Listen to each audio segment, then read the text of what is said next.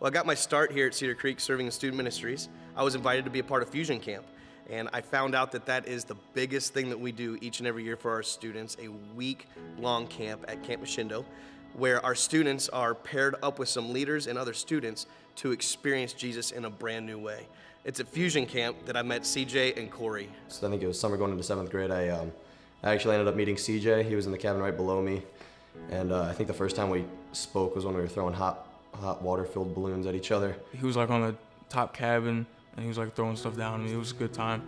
But yeah, we've been super good friends ever since. So while I was at Fusion Camp, Mark Snyder was really somebody who poured into me, and we had great conversations one-on-one during cabin time. I had a lot of struggles just being a middle school kid, and he did a great job of like relating to it. So I was able to guide them through some of those things by simply saying, you know, when you have the urge to do this, or you feel yourself wanting to do that, or you're being pulled in this direction, instead, pull out your Bible and read. And so just giving them some kind of practical tips that they could do when they got home as well. And so that just led to more conversations about how I would be there for them after camp ended. So right after Fusion Camp, there was like, I just felt amazing about my relationship with God. And I was just on fire. I was passionate about things. But as time went on, got involved with more things at St. John's and kind of just lost my way with Christ a little bit. And I remembered how Mark had originally told me how to like just give it all up to Christ. I understood the gravity of what I was doing. I realized that it's something I need to give up to God. So after camp, the relationship continued, and they kept reaching out. We had group texts, and we were going back and forth and just kind of talking about life and making sure that we were checking up on each other and holding each other accountable. That relationship continued, and as they kept asking more and more, my viewpoint was that they needed to get more involved. They needed to start serving in a bigger capacity. And so both of them, because of their hearts, their attitudes, and they're just fun guys to be around, I want them to be in student ministries. So I started volunteering on weekend services in Fusion, working with 6th graders at the time as a freshman.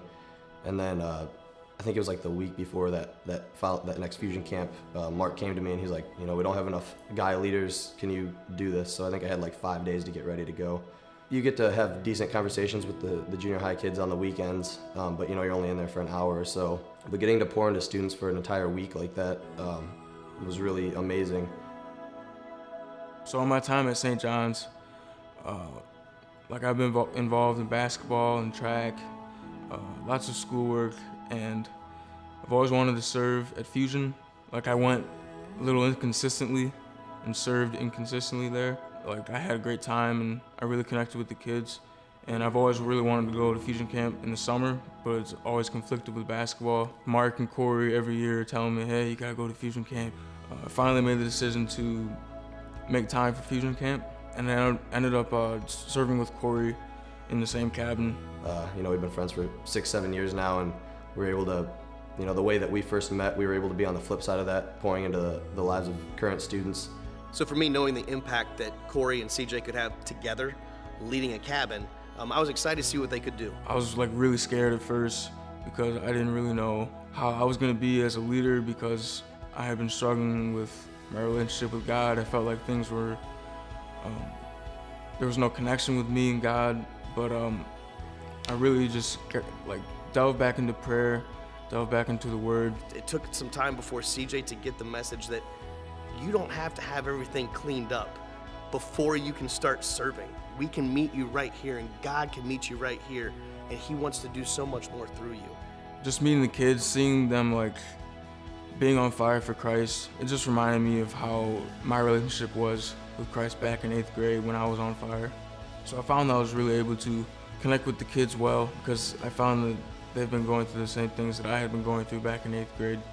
Like just feeling alone, feeling like I don't have any friends. One of my students came up to me crying, and he was telling me that his parents were split. His father had been abusive in the past, and his mother was a heavy drinker. And he said that he felt like he wasn't loved by anyone or cared by anyone.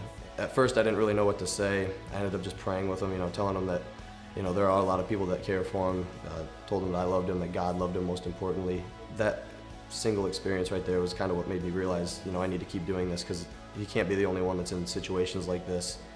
Us leading these junior high kids, I really hope that we have an impact on them so that they get something out of it just as much as I did when I was their age, and that they can carry that far beyond just their time in junior high.